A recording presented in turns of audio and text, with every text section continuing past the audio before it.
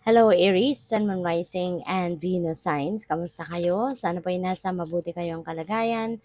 Welcome back po sa Star Tarot. At kung bago kayo rito, welcome din po kayo. Please subscribe, like, share my videos, and leave me a comment kung naka-resonate po kayo. Thank you. So, first card ni Aries, we have the energy of the luck and something hidden or locked. Ayan. So, pwedeng ano to, sikreto, impormasyon.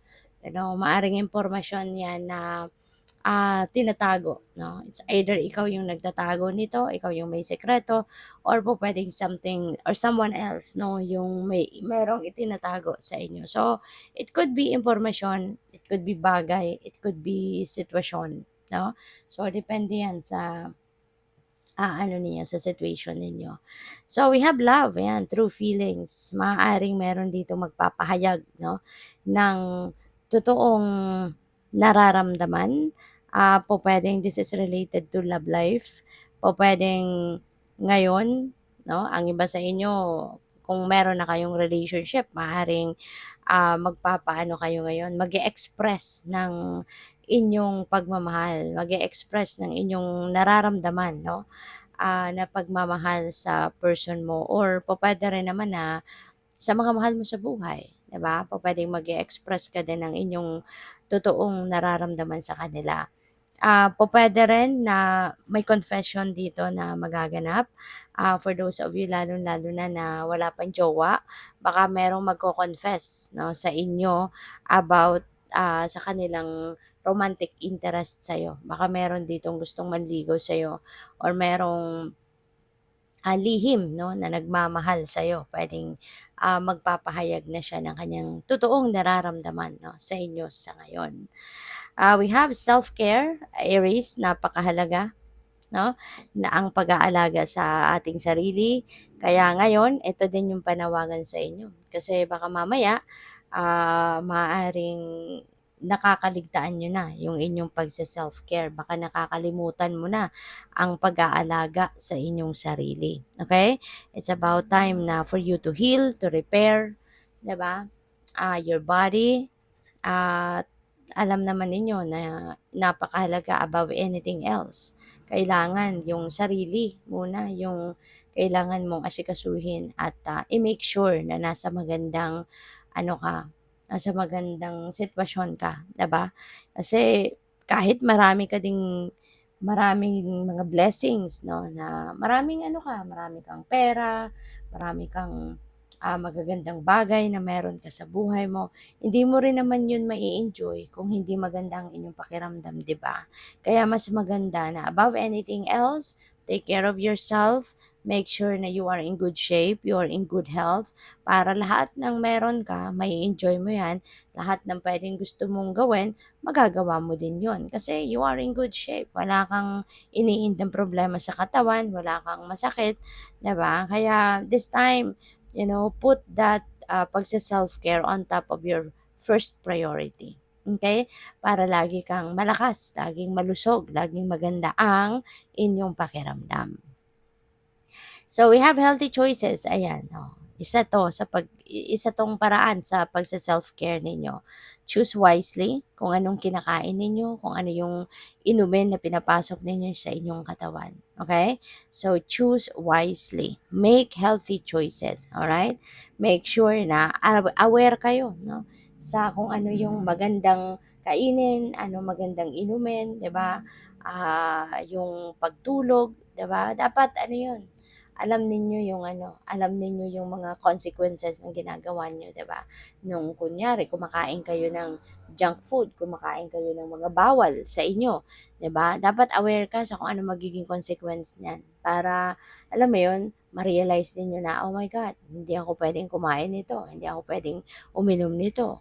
'Di ba? Yung mga gano'n. Kaya you really need to choose wisely of what you put in your body, okay?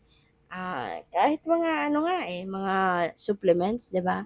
Hindi lahat ng supplements makakabuti para sa'yo, 'di ba? Lalo-lalo na kung may mga iba't ibang conditions na ang inyong kalusugan, 'di ba? So, kailangang ikukonsulta mo talaga 'yan para make sure na tama 'no, yung ipapasok mo sa inyong katawan at hindi magkaroon ng kahit anumang adverse effects. So we have information. Pay attention to details, lalo-lalo na kung meron kayong mga importanteng pakikipag-usap, may mga importanteng transactions, 'di ba? Napaka-importante na you are paying attention to details. Para alam mo 'yun, siguradong-sigurado ka na tama ang mga susunod mong gagawin, tama ang mga magiging desisyon mo, something like that, okay? At isa pa, importante din dito 'no, yung mga impormasyon na 'yan, kailangan siguro na mag-research ka, kailangan siguro na alamin mo talaga, 'di ba?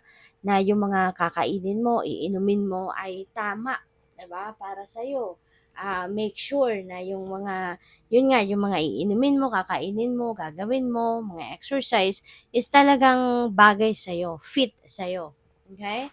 So, maaring isa din yan sa kailangan mo ding mga alamin. Okay? So, what else? We have serendipity. Yan, may fated encounter, napakaganda. Maaring yung fated encounter na to is uh, related dito sa love energy, 'di ba?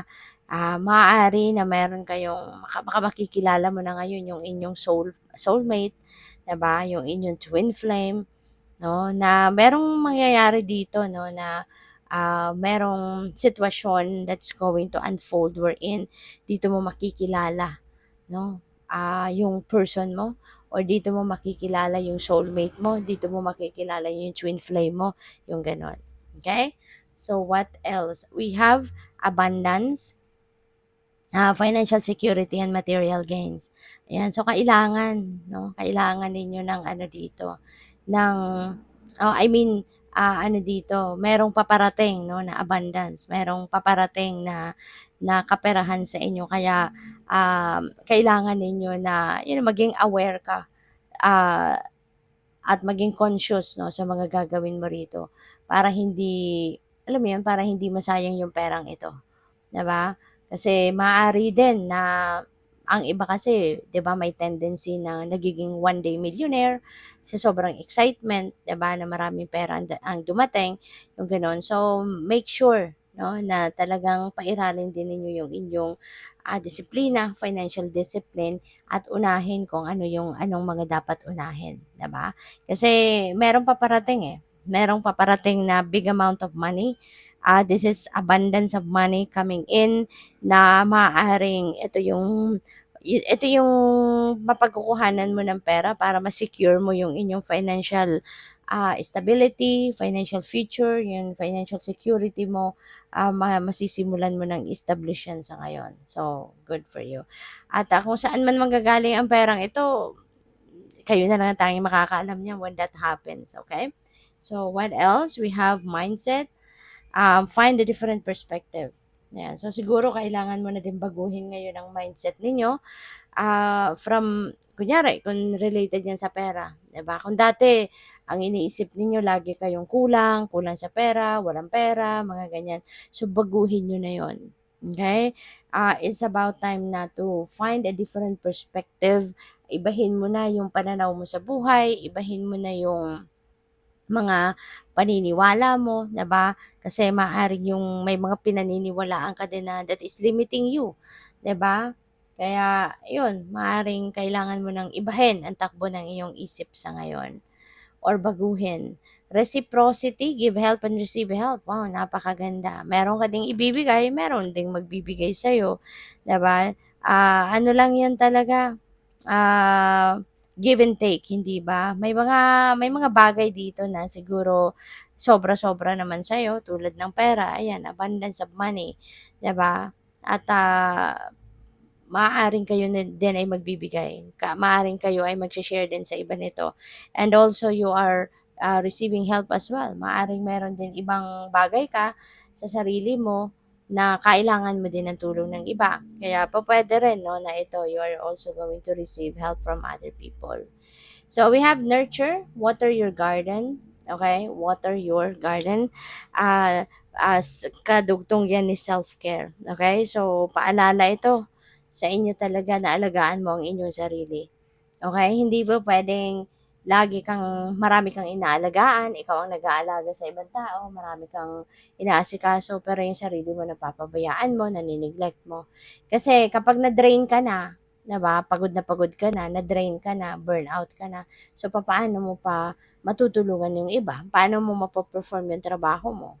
Paano mo maaalagaan ang iba kung ikaw mismo hindi na makatayo, 'di ba, dahil pagod ka na or antok ka na, 'di ba, burnout ka na. Kaya kailangan 'no, na bago mo alagaan ang iba, alagaan mo muna yung sarili mo para you have that, um, strength, 'di ba, para ma-perform mo yung trabaho mo or para magawa mong tulungan ang ibang tao, okay.